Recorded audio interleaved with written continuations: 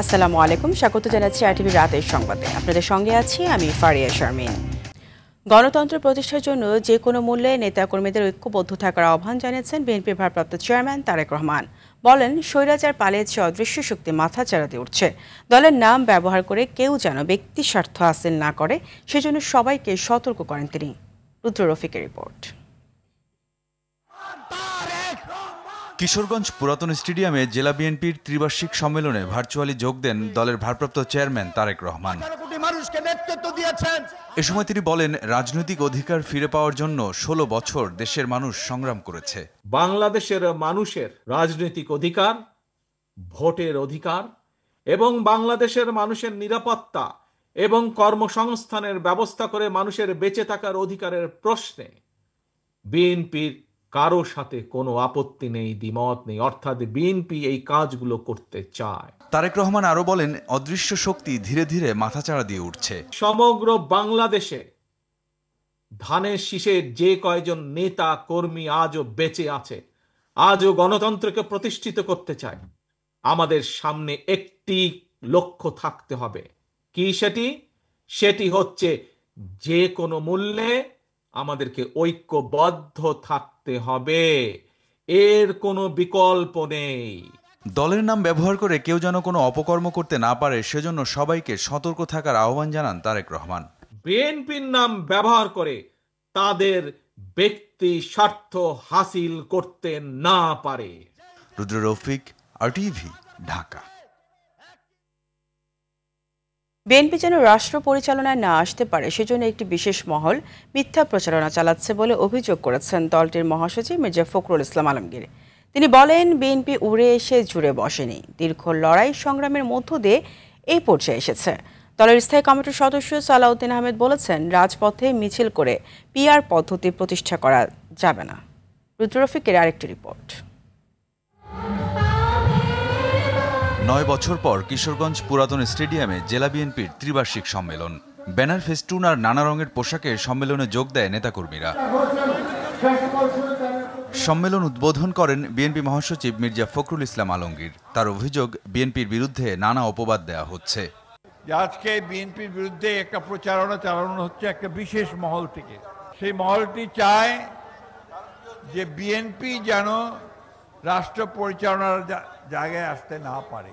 BNP নাকি ক্ষমতা যাওয়ার জন্য সব মিথ্যা কথা বলে। আপনারা আওয়ামী লীগের সঙ্গে আতাত করেছিলেন 1996 সালে বিএনপিকে ক্ষমতা থেকে সরানোর জন্য। এই দেশ যেন স্বাধীন না হয় তার জন্য আপনারা কাজ করেছেন, হত্যা করেছেন, গণহত্যার সঙ্গে অংশ নিয়েছেন। বিএনপি মহাসচিব বলেন, শত বাধা পেরিয়ে আজকের অবস্থানে বিএনপি। যে আমরা উড়ে এসে জুড়ে বসিনি, আমরা লড়াই করে সংগ্রাম করে এই বাংলাদেশে এসেছি। বিএনপি হচ্ছে সেই দল, যেই দল হচ্ছে ফিনিক্স পাখির মতো বহুবার চেষ্টা করা হয়েছে বিএনপিকে ধ্বংস করবার, বিএনপিকে ভেঙে ফেলবার, কিন্তু বিএনপিকে কেউ ভাঙতে পারেনি। রাজধানীর আইডিবি ভবনে এক সংলাপে যোগ দিয়ে দলের স্থায়ী কমিটির সদস্য সালাউদ্দিন আহমেদ বলেন, জনগণই সব ক্ষমতার উৎস। পিআর যদি চাইতে হয় সেটা তো ডিসাইড করবে জনগণ। আমরা কে কয়টা রাস্তায় মিছিল করলাম, বিভাগীয় পর্যায়ে কে কয়টা সভা করলাম, 1000-2000 লোক নিয়ে মিছিল করলাম, তাতে কি পিআর প্রতিষ্ঠিত হয়ে গেল? আজকে এই বাহানা, কালকে এই বাহানা, পরশু এই বাহানা দিয়ে নির্বাচনকে বাধাগ্রস্ত করতে চাচ্ছেন কেন? নতুন কোনো সংকট তৈরি না করে ঐক্য ধরে রাখার আহ্বান তার।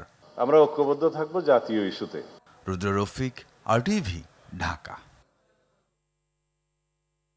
এদিকে জুলাই নিয়ে যেন আর কোনো চেতনা ব্যবসা বা রাজনীতি না হয়, কারণ আর কোনো বিভক্তি নয়, ঐক্য চান বলে মন্তব্য করেছেন বিএনপি স্থায়ী কমিটির সদস্য সালাউদ্দিন আহমেদ।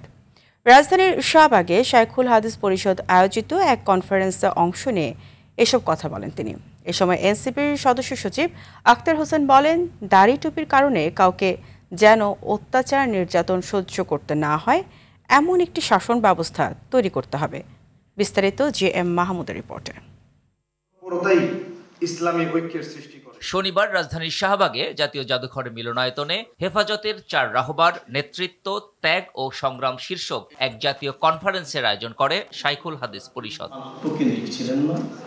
এতে অংশ নিয়ে বিএনপির স্থায়ী কমিটির সদস্য সালাউদ্দিন আহমেদ বলেন, দেশে এখন আর কোনো চেতনা ব্যবসা চলবে না, কারণ আমরা ঐক্য চাই, বিভক্তি চাই না।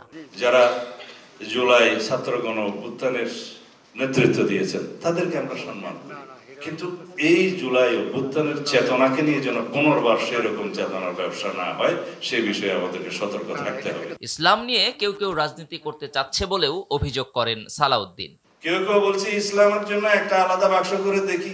ভাই, ইসলাম কি একটা কোটা রাজনীতি নাকি, রাজনৈতিক দল নাকি?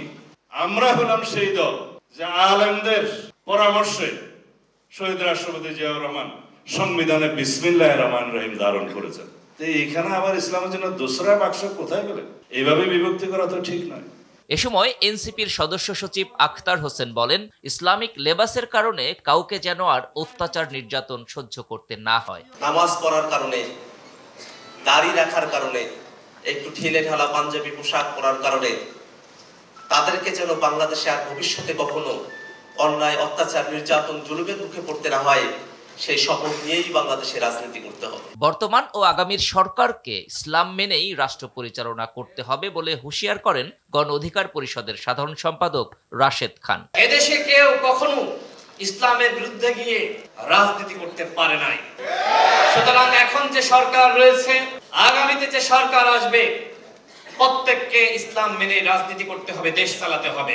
অনুষ্ঠানে হেফাজতে ইসলামের আমির মহিবুল্লাহ বাবুনগরী সহ বরেণ্য উলামায়ে কেরাম, বিভিন্ন রাজনৈতিক দল ও পেশাজীবী সংগঠনের নেতৃবৃন্দ উপস্থিত ছিলেন। GM Mahmud, RTV, Dhaka. জাতিসংঘ সাধারণ পরিষদের সভায় কেন 3 রাজনৈতিক দলের নেতাকে নেওয়া হচ্ছে বিষয়টি পরিষ্কার নয় বলে মন্তব্য করেছেন নাগরিক ঐক্যের সভাপতি মাহমুদুর রহমান মান্না। তিনি বলেন, সেখানে কোনো সমঝোতা হলে রাজনৈতিক দলগুলো মেনে নেবে না। জবাবে প্রধান উপদেষ্টার প্রেস সচিব শফিকুল আলম বলেন, জুলাই অভ্যুত্থানের অংশীজন হিসেবে তারা জাতিসংঘে যাচ্ছেন, পরে অন্য দলগুলো সুযোগ পেতে পারে। রাজধানীতে আলাদা অনুষ্ঠানে তারা এসব কথা বলেন। আরও জানাচ্ছেন AR বাদল। এফডিসিতে ছাত্র সংসদ নির্বাচনের প্রভাব নিয়ে ছায়া সংসদ বিতর্ক প্রতিযোগিতার আয়োজন করে ডিবেট ফর ডেমোক্রেসি। এতে অংশ নেয় স্টেট ইউনিভার্সিটি অব বাংলাদেশ ও Daffodil International University. Debate for ডেমোক্রেসির চেয়ারম্যান হাসান আহমেদ চৌধুরী কিরণ এ সময় বক্তব্য রাখেন। চাঁদাবাজির পালাবদল যাতে না ঘটে, দখলের পালাবদল যাতে না ঘটে। এ অনুষ্ঠানে 3 রাজনৈতিক দলের নেতাকে প্রধান উপদেষ্টার সাথে জাতিসংঘে নেয়ার বিষয়ে প্রশ্ন তুলে নাগরিক ঐক্যের সভাপতি মাহমুদুর রহমান মান্না দাবি করেন, দেশে আলোচনার মাধ্যমে রাজনৈতিক সংকটের সমাধান হতে হবে। এই 4 জন বা 3 জন নেতাকে সাথে নিয়ে যাবার কারণ কি? তাদেরকে যে স্পেশাল ফ্যাসিলিটি দেওয়া হচ্ছে, এটা খুব নেকেড হয়ে গেছে। এখন ওনার জায়গা থেকে না করলে ভালো হতো। জবাবে প্রধান উপদেষ্টার প্রেস সচিব শফিকুল আলম বলেন, জুলাই অভ্যুত্থানের অংশীজন হিসেবে 3 দলের নেতারা জাতিসংঘে যাচ্ছেন। জুলাই এর যে গণ অভ্যুত্থান হলো, সেখানে তো অনেকগুলো আমাদের বেশিরভাগ পলিটিক্যাল পার্টিগুলোই ছিল, এবং যেই পলিটিক্যাল পার্টি তারা আমাদের অংশীজন। তো চিফ অ্যাডভাইজার তাদেরকে ইনভাইট করেছেন যে আসেন আমার সাথে জাতিসংঘে আয়। জাতিসংঘের এই বছর সেশনটা খুবই ইম্পর্টেন্ট। অন্য দলের নেতারা কেন সেখানে নেই এমন প্রশ্নের উত্তরে তিনি বলেন, অন্য দলের নেতারাও সুযোগ পেতে পারেন। 3টি দলের বিষয় হচ্ছে যে আপনার তো রিসোর্স কনস্ট্যান্টের বিষয়টাও দেখতে হবে। সেশন কিন্তু 3 মাস ধরে চলে। এই ওনারা আসুক, তারপরে যদি এমনও হয় হয়তো পরে এই গভর্নমেন্ট ভেবে দেখবে যদি আবার নতুন কাউকে পাঠাতে হয় কিনা। রাজধানী প্রেস ইনস্টিটিউট বাংলাদেশ PIB-তে ডেভেলপমেন্ট মিডিয়া ফোরাম আয়োজিত রোহিঙ্গা সমস্যা নিয়ে আলোচনা অনুষ্ঠানে তিনি এসব প্রশ্নের উত্তর দেন।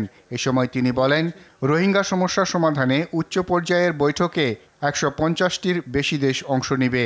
তিনি আশা করেন এ উচ্চ পর্যায়ের বৈঠকের মাধ্যমে রোহিঙ্গা সমস্যা সমাধানে ফলপ্রসূ অগ্রগতি হবে। 150 উপরে দেশ থাকবেন, এরা এখানে ইন্টারেস্ট করবেন। এটা একটা খুব বড়, এটা কোনো সাইড ইভেন্ট না, এটা একটা মেইন ইভেন্টগুলোর একটা। আশা করছি এর ফলে রোহিঙ্গাদের যেই ক্রাইসিসটার একটা সলিউশনের দিকে, একটা রেজলিউশনের দিকে যাবে। AR বাদল, RTV, ঢাকা। শেখ হাসিনার 16 বছরের দুঃশাসনের সব গল্প ঐতিহাসিক তথ্য আকারে জুলাই স্মৃতি জাদুঘরে উপস্থাপন করা হবে। স্ক্রিনিং সেন্টারের মাধ্যমে দুঃশাসন নিয়ে প্রদর্শিত হবে ডকুমেন্টারিও। বিকেলে রাষ্ট্রীয় অতিথি ভবন যমুনায় এক বৈঠকে প্রধান উপদেষ্টা প্রফেসর মোহাম্মদ ইউনূসকে এ তথ্য জানিয়েছেন জাদুঘর নির্মাণ কর্তৃপক্ষ। এ সময় গৃহায়ন ও গণপূর্ত মন্ত্রণালয়ের উপদেষ্টা আদিলুর রহমান খান, সংস্কৃতি বিষয়ক মন্ত্রণালয়ের উপদেষ্টা মুস্তফা সরোয়ার ফারুকী, আন্তর্জাতিক অপরাধ ট্রাইব্যুনালের চিফ প্রসিকিউটর সহ সংশ্লিষ্ট দপ্তরসমূহের ঊর্ধ্বতন কর্মকর্তারা উপস্থিত ছিলেন।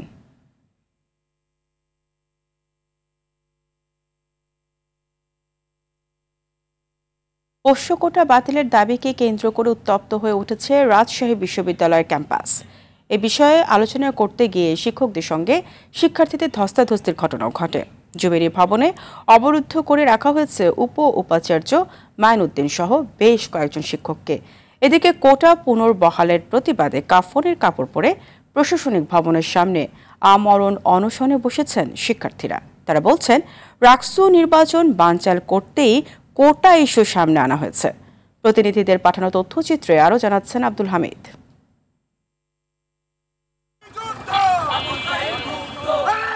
গত 18 সেপ্টেম্বর ভর্তি কমিটির সভায় শিক্ষক, কর্মকর্তা ও কর্মচারীদের সন্তানদের শর্ত সাপেক্ষে পোষ্য কোটায় ভর্তির সিদ্ধান্ত নেয় রাজশাহী বিশ্ববিদ্যালয় প্রশাসন। এরপরই শিক্ষার্থীদের প্রতিবাদী কণ্ঠে উত্তপ্ত হয়ে ওঠে ক্যাম্পাস। শনিবার সকাল থেকেই আন্দোলন শুরু করে শিক্ষার্থীরা। উপাচার্যের বাসভবন ঘেরাও করে তালা ঝুলিয়ে দেয় তারা। কোটা পুনর্বহালের সিদ্ধান্তের বিষয়ে প্রশাসনের সঙ্গে আলোচনা করতে ক্যাম্পাসের জুবিলি ভবনে প্রবেশের সময় শিক্ষার্থীদের সঙ্গে ধস্তাধস্তি হয় শিক্ষক, কর্মকর্তা, কর্মচারীদের।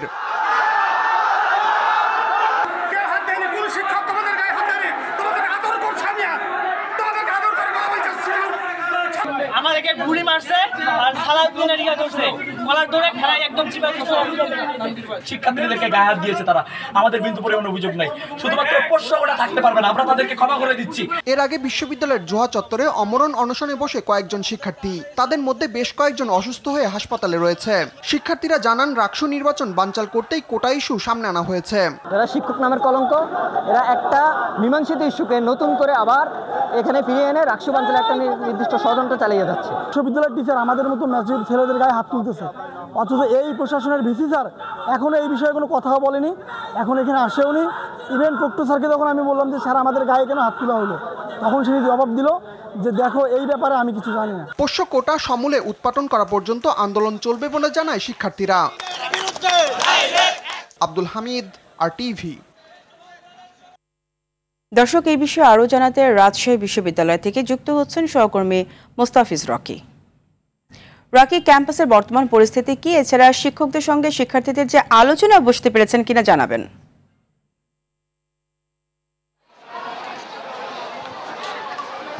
আর প্রায় 7 ঘন্টা ধরে এখনো রাজশাহী বিশ্ববিদ্যালয়ে যিনি উপাচার্য রয়েছেন এবং প্রক্টরিয়াল বডির বেশ কয়েকজন সদস্য জুবরি ভবনে এখন পর্যন্ত অবরুদ্ধ অবস্থায় রয়েছেন এবং এখনো পর্যন্ত চলমান অবস্থায় রয়েছে। এবং শিক্ষার্থীরা কিন্তু আমরা দেখতে পাচ্ছি যে তারা কিন্তু এই মুহূর্তে প্যারিস রোডের দিকে যাচ্ছেন এবং সেই প্যারিস রোডে তারা সেখানে অবস্থান করবেন এবং সেইখান থেকে মূলত তাদের যে আন্দোলন সেটি চালিয়ে যাবেন। এবং অপর অংশ কিন্তু জুবরি যে ভবন রয়েছে, যেখানে প্রক্টরিয়াল বডি যারা সদস্য রয়েছেন, বিশেষ করে রেজিস্ট্রার, প্রক্টর, এছাড়াও উপাচার্য মাইনুদ্দিন, তাদেরকে অবরুদ্ধ করেছে আরেকটি অংশ। এবং কিছুক্ষণ আগে আমরা দেখেছিলাম যে ভিসির যে বাসভবন রয়েছে সেখানে অতিরিক্ত যে পুলিশ সেটি মোতায়েন করা হয়েছিল, তবে সেখানে শিক্ষার্থীরা অবস্থান নেওয়ার পরেই কিন্তু সেখান থেকে পুলিশকে আমরা সরে যেতে দেখেছি। এবং ক্যাম্পাসে কিন্তু এই মুহূর্তে যেমন উত্তেজনা রয়েছে, পাশাপাশি কিন্তু চাপা ক্ষোভ রয়েছে শিক্ষার্থীদের মধ্যে। কারণ আপনারা জানেন যে আগামী 25 সেপ্টেম্বর কিন্তু রাকসু যে নির্বাচন অনুষ্ঠিত হওয়ার কথা রয়েছে সেটি নিয়ে কিন্তু এক ধরনের ধোঁয়াশা বা সংশয় দেখা দিয়েছে কিছুক্ষণ আগ থেকেই। কারণ এরই মধ্যে যারা শিক্ষক এবং কর্মকর্তারা রয়েছেন রাজশাহী বিশ্ববিদ্যালয়ে, তারা এই আজকের ঘটনায় কিন্তু এই ঘটনায় মূলত তারা কর্মবিরতির একদিনের ডাক দিয়েছেন এবং তারা বলছেন যে 22 তারিখের মধ্যে শিক্ষক লাঞ্ছিত ঘটনার সাথে যারা জড়িত তাদের যদি কোনো ধরনের ব্যবস্থা না নেওয়া হয় তারা অনির্দিষ্টকালের যে কর্মবিরতি সেটিতে যাবেন। এবং শিক্ষার্থীদের পক্ষ থেকেও তারা অনড় অবস্থানে রয়েছেন। তারা বলছেন যে যদি এই ঘটনায় যদি পোষ্য কোটা যদি যে পূর্ণবহালে যে বিজ্ঞপ্তিটি জারি করা হয়েছে সেটি যদি বাতিল না করা হয়, তাহলে কিন্তু তাদের যে চলমান আন্দোলন সেটি কিন্তু তারা চালিয়ে যাবেন। অর্থাৎ আমরা দেখতে পাচ্ছি যে এই মুহূর্তে কিন্তু ভিসির যে বাসভবন রয়েছে সেই ভিসির বাসভবনের দিকে কিন্তু আমরা দেখতে পাচ্ছি যে শিক্ষার্থীরা এরই মধ্যে কিন্তু যাচ্ছেন এবং সম্ভবত সেখানে তারা গিয়ে যে তাদের যে আন্দোলন সেটি তারা চালিয়ে যাবেন। এবং কিছুক্ষণ আগ থেকে আমরা দেখছিলাম যে বিশেষ করে যারা নারী শিক্ষার্থী রয়েছেন তারা কিন্তু এই যে যুবরী ভবন রয়েছে যেখানে প্রক্টোরিয়াল বডির সদস্যরা আসলে অবরুদ্ধ অবস্থায় রয়েছেন সেখানে তারা অবস্থান নেয় এবং হাজার হাজার শিক্ষার্থী কিন্তু এই মুহূর্তে কিন্তু আমরা দেখতে পাচ্ছি যে বিশ্ববিদ্যালয়ের যে যুবরী ভবন রয়েছে সেখানে কিন্তু এসেছেন এবং শিক্ষার্থীদের একটি বড় অংশ তারা কিন্তু প্যারিস রোড অর্থাৎ যে ভিসির যে বাসভবন রয়েছে সেদিকে যাচ্ছে। এবং যেহেতু শিক্ষক কর্মকর্তারা কর্মবিরতির ডাক দিয়েছেন সেই কারণেই মূলত আসলে শিক্ষার্থীরা বিক্ষোভে ফেটে পড়ছেন এবং তারা বলছিলেন যে যুবরী ভবনে আর অল্প কিছুক্ষণের মধ্যে তারা যেখানে আসলে শিক্ষকরা এবং যারা অবস্থান করছে সেখানে বিদ্যুৎ বিচ্ছিন্ন তারা করবেন। তো এই ছিল আমার কাছে রাজশাহী বিশ্ববিদ্যালয় থেকে সর্বশেষ। রকি, আপনাকে ধন্যবাদ। ৩৫ বছর পর অনুষ্ঠিত হতে যাওয়া কেন্দ্রীয় ছাত্র সংসদ ও হল সংসদ নির্বাচন ঘিরে চট্টগ্রাম বিশ্ববিদ্যালয় ক্যাম্পাসে বিরাজ করছে উৎসবের আমেজ। দুপুরে চাকসু ভবনের সামনে revolution for state of humanity নামে নতুন প্যানেল ঘোষণা করেছে বিশ্ব ইনসানিয়াত বিপ্লব স্টুডেন্ট ফ্রন্ট।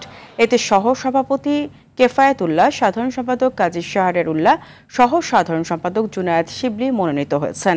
এ নিয়ে প্যানেল সংখ্যা দাঁড়ালো 11-তে। তফসিল অনুযায়ী আগামীকাল 21 সেপ্টেম্বর প্রার্থী তালিকা ঘোষণা করা হবে। যাচাই বাছাই শেষে 25 সেপ্টেম্বর প্রকাশ করা হবে চূড়ান্ত তালিকা।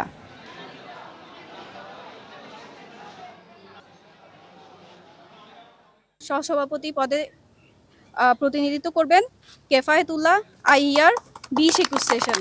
আমরা সর্বোপরি আশা করি যে শিক্ষাঙ্গন, শিক্ষা প্রতিষ্ঠান সব শিক্ষার্থী বান্ধব হবে। চাকসু নির্বাচনটাকে দলের প্রভাব মুক্ত করতে পারি তাহলে শিক্ষার্থীদের আসলে অধিকার পূরণের জন্য আসলে আমরা একটা ডিফারেন্সিয়েট করতে পারবো, আমরা একটা প্ল্যাটফর্ম পাবো। চট্টগ্রাম বন্দরকে বিশ্বমানে উন্নীত করতে বিদেশি দক্ষ অপারেটর নিয়োগের বিকল্প নেই বলে জানিয়েছেন নৌ পরিবহন উপদেষ্টা এম শাখাওয়াত হোসেন। চট্টগ্রামে এক কর্মশালায় তিনি এই তথ্য জানান। তিনি আরও বলেন, বর্তমানে বন্দরের কাজ যেভাবে চলছে সেভাবে চললে ব্যবসায়ীরা ক্ষতির সম্মুখীন হবে। বন্দরের গতি আনতে বিভিন্ন পদক্ষেপ নেওয়া হবে বলেও জানান নৌ পরিবহন উপদেষ্টা এম শাখাওয়াত হোসেন।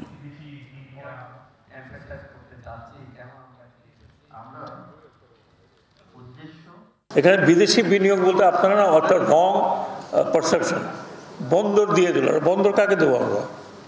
অপারেটর। দুনিয়াতে অনেক বড় বড় অপারেটর আছে যারা 130, 140, 180 যা আপনার বন্দর অপারেট করে। এর পিএসএ সিঙ্গাপুর সে 185টা বন্দর অপারেট করছে, ইনক্লুডিং আমেরিকা, ইন্ডিয়া, পাকিস্তান, কোনোটা বাদ নেই। সিস্টেমেটিক্যালি কাজ হচ্ছে। ওইগুলো যদি আপনারা ইন্টারন্যাশনাল আপনার ইনভেস্টমেন্ট অ্যাকসেপ্ট না করেন তাহলে আমরা যেই তিমিরে আছে সেই তিমিরে থাকবো।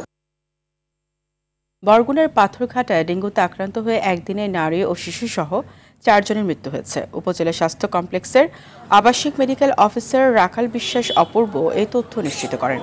এছাড়া জেলায় নতুন করে ডেঙ্গুতে আক্রান্ত হয়েছেন আরও 45 জন। এই নিয়ে মোট আক্রান্তের সংখ্যা দাঁড়িয়েছে 6,924 জন, যার মধ্যে বরগুনা সদর উপজেলাতেই 5,637 জন আক্রান্ত হয়েছেন। সব মিলিয়ে এই জেলায় ডেঙ্গুতে 51 জনের মৃত্যু হয়েছে।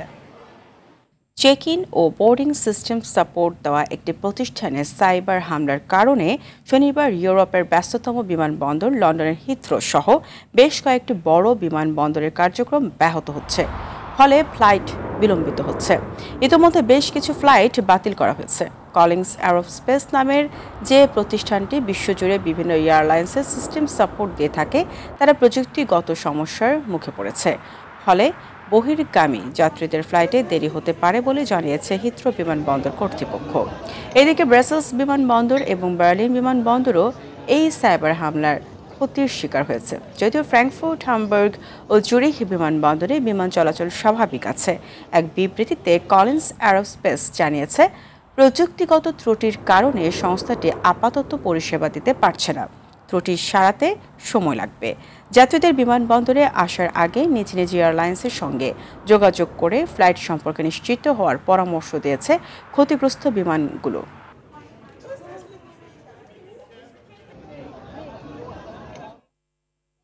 ইসরায়েলের নজিরবিহীন হামলায় গাজায় তৈরি হয়েছে ভয়াবহ মানবিক সংকট। গেল একদিনে নিহত হয়েছে আরও অন্তত 43 জন। উপত্যকায় প্রায় 2 বছরের ইসরায়েলি আগ্রাসনে এবারের সবচেয়ে ভয়াবহ পরিস্থিতির মুখে ফিলিস্তিনিরা।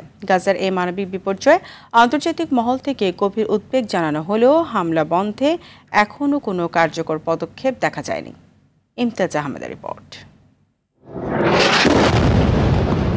একের পর এক ভবন গুড়িয়ে দিচ্ছে ইসরায়েলি বাহিনী। গাজা শহরে এভাবেই নজিরবিহীনভাবে স্থল ও বিমান হামলা চালিয়ে যাচ্ছে ইসরায়েল। তাল আল হাওয়া এলাকায় ধ্বংসস্তূপের নিচে এখনও আটকা আছে অনেক পরিবার। এক সতর্কবার্তা ইসরায়েলি সেনাবাহিনী জানায়, ফিলিস্তিনিদের গাজা শহর ছাড়তে হবে, না হয় তাদের উপর নেমে আসবে ভয়াবহ আঘাত। প্রাণ বাঁচাতে দক্ষিণ দিকে ছুটছেন লাখো মানুষ। তবে যানবাহনের অভাব ও আর্থিক সংকটে অনেকে পায়ে হেঁটেই যেতে বাধ্য হচ্ছেন। অনেকে আবার 10 থেকে 15 কিলোমিটার হেঁটে পৌঁছাচ্ছেন দক্ষিণের আল মাওয়াসি এলাকায়। দক্ষিণের আল মাওয়াসিকে নিরাপদ অঞ্চল বলা হলেও সেখানেও হামলা চালানো হয়েছে। জাতিসংঘ বলছে আগস্টের শেষ থেকে গাজা শহর ছেড়েছেন প্রায় 5 লাখ মানুষ। তবে এখনও উত্তরাঞ্চলে রয়ে গেছেন 7 লাখেরও বেশি মানুষ। গাজা এখনো পর্যন্ত যে মৃত্যু ও ধ্বংস হয়েছে এ অবস্থাকে ভয়াবহ হিসেবে উল্লেখ করেছেন জাতিসংঘ মহাসচিব অ্যান্তনিও গুতেরেস। বলছেন তার পুরো জীবনে তিনি গাজার মতো এমনটা আর কোথাও দেখেননি। গাজার আল আকসা হাসপাতালে অপুষ্টিতে মারা গেছে 9 বছরের এক শিশু। চলমান দুর্ভিক্ষে এ পর্যন্ত প্রাণ গেছে 441 জনের। গাজার স্বাস্থ্য ব্যবস্থা ভেঙে পড়ার দ্বারপ্রান্তে। গত 10 দিন ধরে কোনো জ্বালানি প্রবেশ না করায় হাসপাতালগুলো সীমিত শক্তি দিয়ে টিকে আছে। বলা হচ্ছে আগামী 72 ঘন্টার মধ্যে অচল হয়ে পড়তে পারে পুরো স্বাস্থ্য ব্যবস্থা। এদিকে জেরুজালেমে ইসরায়েলের প্রধানমন্ত্রীর সরকারি বাসভবনের সামনে রাস্তায় তাঁবু বসিয়ে বিক্ষোভ করছেন হামাসের হাতে বন্দী থাকাদের পরিবার। বন্দীদের নিরাপদে ফেরাতে এবং চলমান এই সংকট সমাধানে ইসরায়েল প্রধানমন্ত্রী বেনিয়ামিন নেতানিয়াহুকে চাপ দেওয়া জরুরি বলে মনে করছেন তারা। ইমতিয়াজ আহমেদ, আরটিভি। দেশের ফুটবল এগিয়ে নিতে চীনের সাথে বাংলাদেশ ফুটবল ফেডারেশন যৌথভাবে কাজ করবে বলে জানিয়েছেন বাফুফের সভাপতি তাবিথ আওয়াল। অপরদিকে চীনের রাষ্ট্রদূত ইয়াও ওয়েন মনে করেন ক্রিকেট ও ফুটবলের ক্ষেত্রে দুই দেশই একে অপরকে সাহায্য করতে পারে। চীন বাংলাদেশ সম্পর্কের 50 বছর পূর্তিতে জাতীয় স্টেডিয়ামে চীনের বিশ্ববিদ্যালয়ের কম্বাইন্ড নারী ফুটবল দল ও বাংলাদেশ একাডেমি নারী দলের মধ্যে এক প্রীতি ম্যাচ অনুষ্ঠিত হয়, যেখানে বাংলাদেশের দলকে 3-0 গোলে হারায় চীনের দলটি। ম্যাচ শেষে তাবিথ আওয়াল জানান ফুটবল উন্নয়নে দুই দেশ দীর্ঘমেয়াদে একসাথে কাজ করবে। চায়নার সাথে আমাদের একটা দীর্ঘমেয়াদী আলোচনা চলছে। চায়না আপনারা জানেন হলো আমাদের ইনফ্রাস্ট্রাকচার ডেভেলপমেন্ট পার্টনার বাংলাদেশে। তা আমি আলোচনা ওপেন করেছি যে আমাদের কিছু স্টেডিয়াম ইনফ্রাস্ট্রাকচার, আমরা যারা সবচেয়ে গুরুত্ব জায়গা যেটা আমাদের ফিজিও সেন্টার, যে ইঞ্জুরির পরে ট্রমা থেকে রিকভারি করা সেই সেন্টারটা, এবং ইউথ ডেভেলপমেন্ট এক্সচেঞ্জ, যেটা আজকে অ্যাম্বাসেডর মহোদয় বলেছিল যে আমরা বছরে অনেকগুলি ইউথ ডেভেলপমেন্টের জন্য টুর্নামেন্ট আমরা খেলতে চাই। এই 3টা জায়গায় আমরা চায়নার সাথে অতি শিগগিরই একটা ভালো কংক্রিট ইমপ্লিমেন্টেশন আমরা দেখতে পারবো। রাতের সংবাদ এই পর্যন্তই। মধ্যরাতের সংবাদ রাত 1টায় দেখার আমন্ত্রণ রইল। ধন্যবাদ সবাইকে।